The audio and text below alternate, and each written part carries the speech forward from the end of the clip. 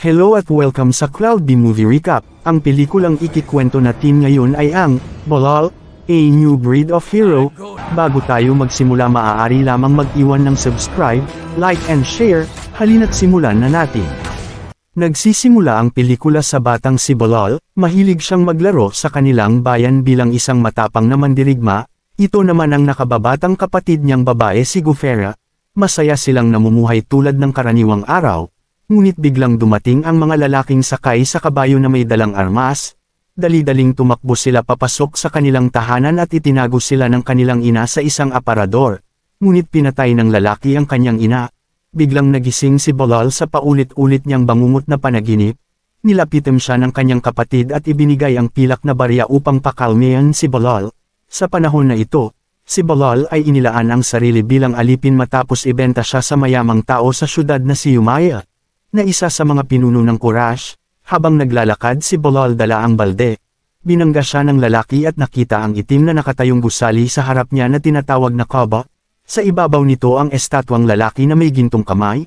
Nakita din niya ang isang lalaking misteryoso na nakamaskara na tinatawag na charlatan priest na niloloko ang mga tao upang magbigay sa kanya ng barya bilang abuloy sa mga sinasamba nila, at nangako ang nakamaskara na tutuparin ng mga Diyos nila ang kanilang mga hiling. Dahil dito muntik nang maibigay ni Balal ang hawak niyang pilak na barya. Samantala, ang babaeng kapatid ni Balal ay binubuli ng anak ni Yumaya na si Safwan. Hinawakan ng kasamahan niya si Gufera at nais siyang patamaan ng palaso. Buti na lang dumating si Balal at nagawa niyang pabagsakin si Safwan. Nais na niyang patayin ito ngunit kinontrol niya ang kanyang sarili. Dahil alam niya kung ano ang kaparusahan ang mangyayari sa kanya kung sasaktan niya ang anak ng pinuno. Ibinalita ng isang lalaki ang nangyari sa anak ni Yumaya, kaya ipinatawag niya sa mga gwardya si Balal at ipinaalala na isa siyang alipin at inutusan ng mga gwardya na parusahan siya. Sinaktan ni Yumaya ang kanyang anak dahil sa pagkatalo niya sa alipin at sa kahihiyan. Sa sumunod na araw sa Quadra, nakilala ni Balal ang isang puting kabayo. Sinubukan niyang paamuhin ito ngunit palagi siyang nabibigo. Hindi siya sumuko sa kabayong ito hanggang sa mapaamon niya ito. Sa sandaling ito, nasa hustong gulang na si Balal at sakay sa puting kabayo. Ito naman ang mahusay na archer na naging kaibigan ni Balal na nagngangalang Saad. Maya-maya pabalik sa mansyon ni Yumaya. Isang bata ang nanglilimos ng barya sa mga tao ngunit hindi siya binibigyan. Sa halip ang rebeltong nakatayo sa tabi niya ang pinaghahandugan ng mga tao ng barya. Dahil dito sinubukan ng bata kumuha ng barya sa rebulto. Nakamasid naman ang mga gwardya sa bata.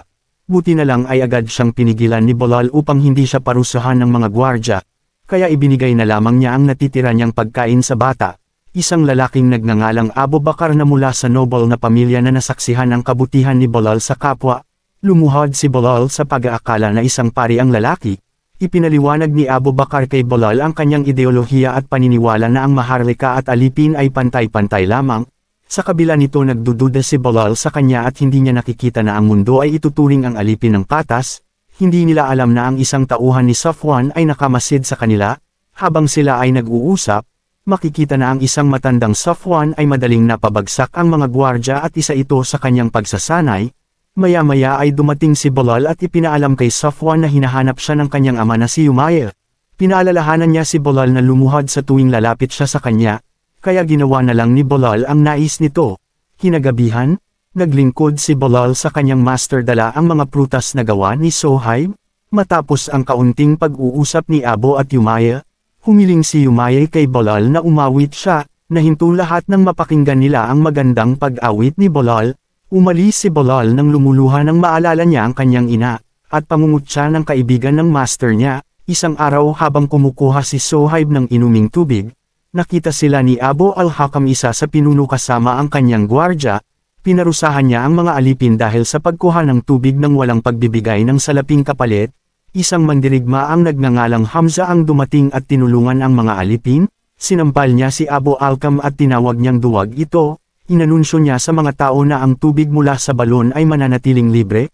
Maya-maya ay dumating si Abu Bakar upang kausapin si Hamza.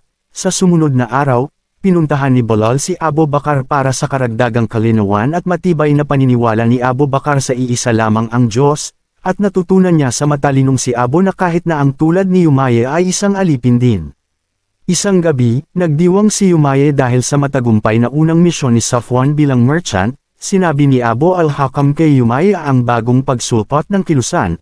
Ang kilusan ay naniniwala na dapat pantay ang turing sa lahat ng nasa itaas. Naniniwala ang monotheistic na parehong kilusan ang nagpapakalat nito. Nang ipaalam ni Abu al-Hakam kay Umayyah na ang ibang merchant ay nagsisimula ng sumali sa kilusan at seryosong makakaapekto ito sa kanilang negosyo, ikinagalit nga ito ni Umayyah at pinapaamin sila kung sino ang traidor sa kanila. Nakakuha naman ng pagkakataon si Safwan na pagbintangan si Bilal na kasali sa bagong kilusan.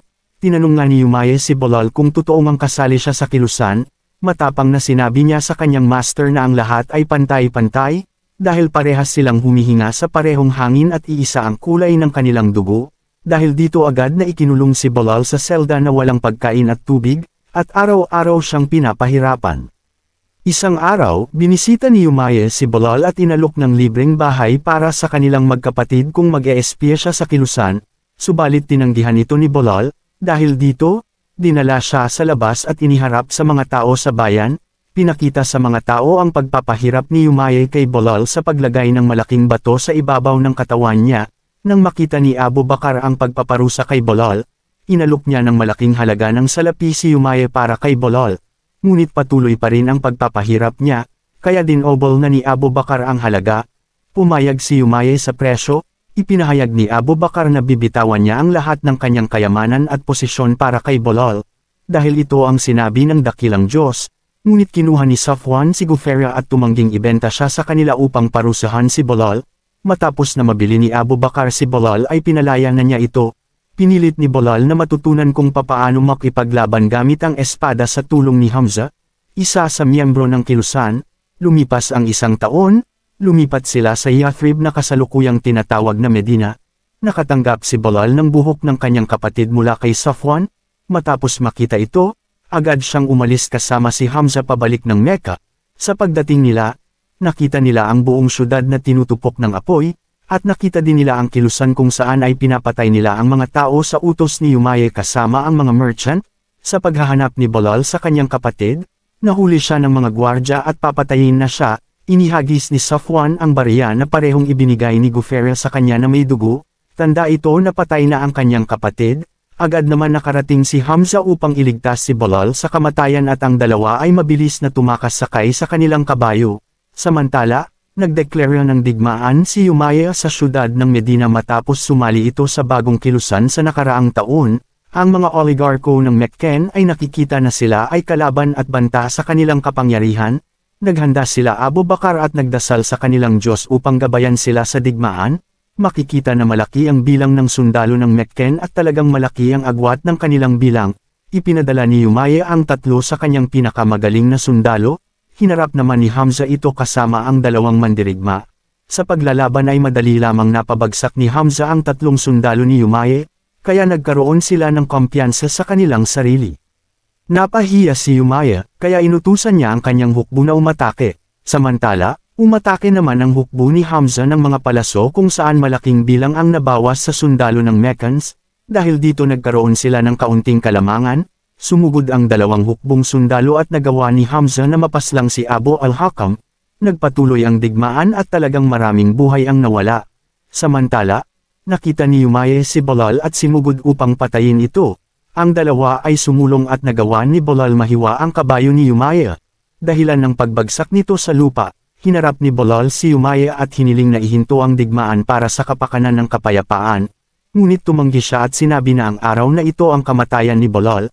Nakipaglaban si Bilal kay Umayyah at talagang nahirapan siyang talunin ito dahil sa galing ni Umayyah sa espada. Subalit hindi sumuko si Bilal hanggang sa matagumpay niyang napatay si Umayyah. Matapos mamatay ang pinuno ng Meccans ang mga sundalo ay nagkawatak-watak na ikinatalo nila. Pagkatapos ng digmaan, sila Bilal at Hamza ay bumalik sa kanilang bayan. At ang balitang pagkamatay ni Umayyah ay mabilis na kumalat sa peninsula. Si Safwan ay sumumpa na maghihiganti. Kaya bumuo siya ng hukbo sa iba't ibang kakamping bayan. Makalipas ang 1 taon, namatay si Hamza sa digmaan laban sa sundalo ng Meccans. Ang kilusan ay nakatikim ng pagkatalo ngunit ito ang plano ng Diyos kaya nanatiling malakas ang kanilang pananampalataya. Lumipas ang panahon, ang halos lahat ng syudad ng Arabia ay bumagsak dahil sa kilusan, dahil sa kagutuman sa Mecca ang pari ay namatay.